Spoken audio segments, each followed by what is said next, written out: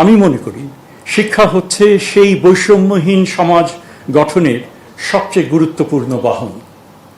আমি এমন এক শিক্ষা ব্যবস্থার কথা ভাবি যা হবে ব্যক্তির কর্মদক্ষতা অর্জন, তার আত্ম উন্নয়নের উপযুক্ত পথ, যা হবে আর্থসামাজিক উন্নয়ন ও বিজ্ঞান প্রযুক্তিভিত্তিক উৎকর্ষে সহায়ক, এবং যা হবে সামাজিক ন্যায় বিচার প্রতিষ্ঠার লক্ষ্যে মূল্যবোধ সম্পন্ন নাগরিক তৈরির উপায়।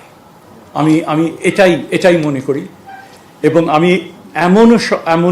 এমন শিক্ষা ব্যবস্থার স্বপ্ন দেখি যেখানে আমাদের ছাত্রছাত্রীরা দেশের ভেতরেই তাদের ভবিষ্যৎ দেখতে পাবে এবং বাংলাদেশ থেকেই বিশ্বকে নেতৃত্ব দেবে।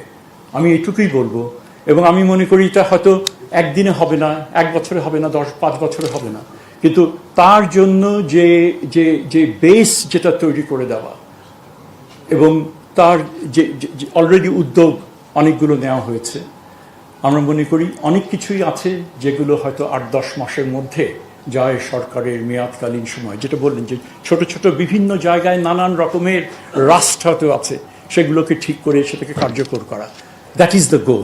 আমি মোটেই ভয় পাচ্ছি না স্যার, আমি মোটেই ভয় পাচ্ছি না। না এখনো তো 7 কলেজ বলিনি।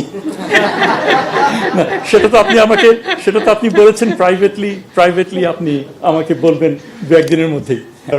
We will continue to receive your patronage, your guidance, and we certainly এই যে অভ্যুত্থানের যে বৈষম্য বিরোধী যে তাদের যে স্বপ্ন, যে যারা এই স্বপ্ন দেখেছে, সেই স্বপ্ন আমরাও দেখেছি, এবং এই বাস্তবায়নের ক্ষেত্রে আমরা একসাথে এগিয়ে যাবো, এটা বলে আমি শেষ করছি।